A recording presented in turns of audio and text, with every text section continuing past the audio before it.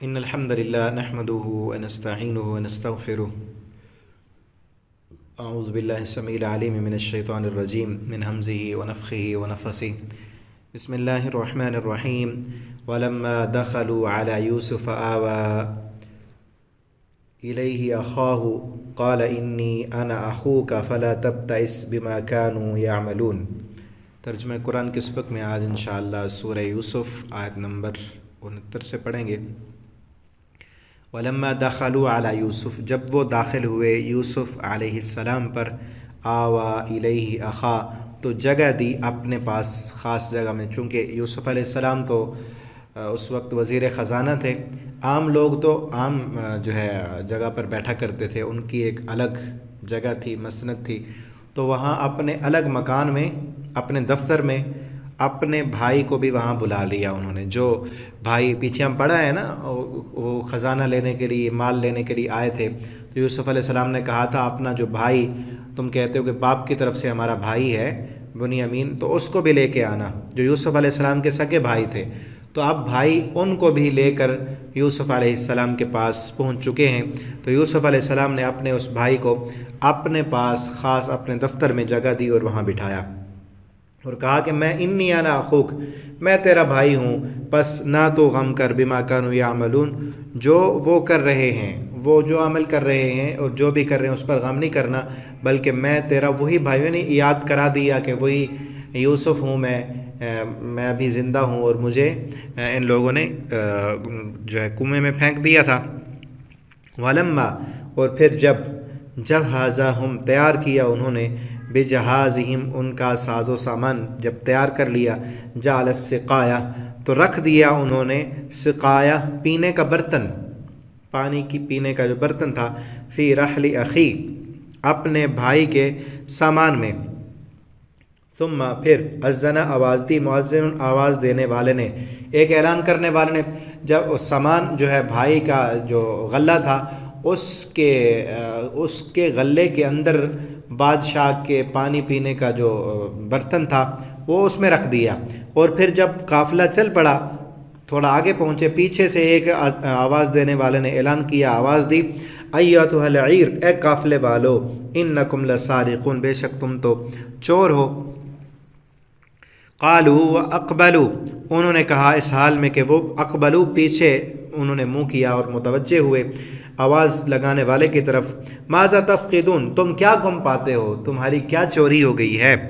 قالوا، تو وہ سب کہنے لگے جو آواز دے رہے تھے، نفقد، ہم گم پاتے ہیں، صواع الملک، پیالہ بادشاہ کا، بادشاہ کے پانی پینے کا جو پیالہ ہے وہ گم ہے اور ہمیں لگتا ہے کہ تم میں سے کسی نے چرایا ہے.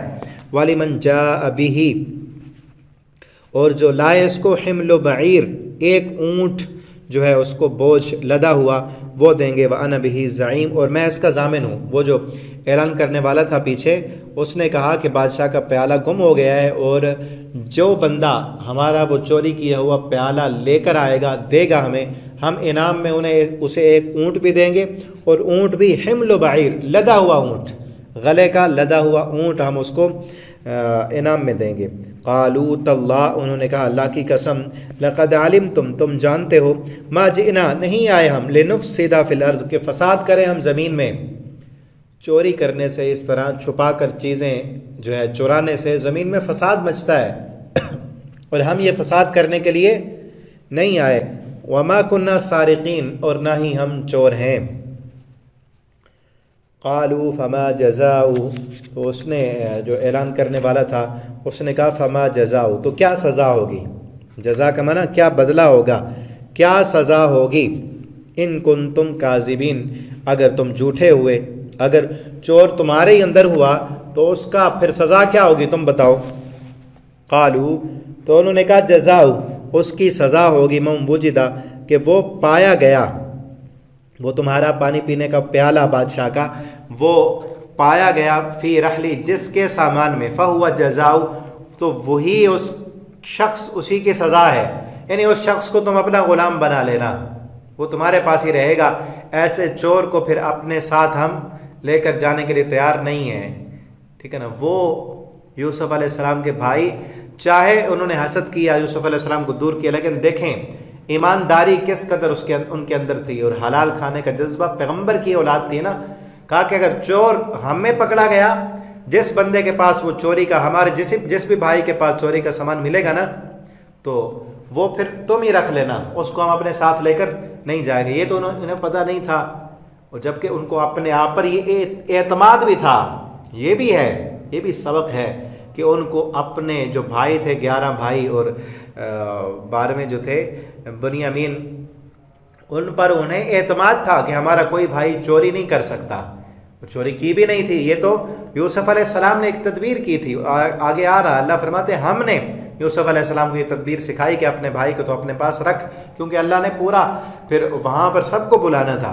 لیکن یہ دیکھیں ان بھائیوں کو آپس میں ایک دوسرے پر اعتماد کتنا تھا کہ ہم میں کوئی چور نہیں ہے، اور اگر ہم میں چوری پکڑی گئی تو وہ پھر جس کے پاس ہوگی وہی اس کی سزا ہوگی، وہ اس کو اپنے پاس رکھ لینا. کذالک نجزی الظالمین، ظلم کرنے والوں کو ہم اسی طرح ہی بدلہ دیتے ہیں، یہی سزا ہم دیتے ہیں چوروں کو، کہ جو جس کی چوری کرے وہ پھر اسی کا ہی غلام بن جائے گا.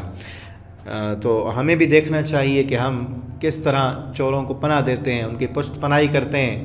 ٹھیک ہے نا، تھوڑے تھوڑے سے پھر چلتے چلتے بندہ آگے بڑھ جاتے ہیں. اپنے بچوں کو ان کی نگرانی کریں. ٹھیک ہے نا، یہ مت دیکھیں کہ 10 روپے اس نے چرائے ہیں، اس نے چھپا کر، وہ کہتے ہیں نا ایک انڈا چرانے سے جو ہے اس کو وہ پتہ نہیں کہاں تک لے جاتا ہے. ایک دن انڈا چرایا، پھر مرغی چرائے گا، پھر جو ہے آگے بڑھتا جائے گا. اسی طرح تھوڑے تھوڑے سے پہلے گھر میں چوری کرے گا، پھر باہر کرے گا، پھر آگے کرے گا. یہی بچے جن کو ہم بچہ کہہ کر چھوڑ دیتے ہیں نا، ان کی تربیت پھر خراب ہوتی ہے، پھر والدین کے نام کی بدنامی کا باعث بنتے ہیں.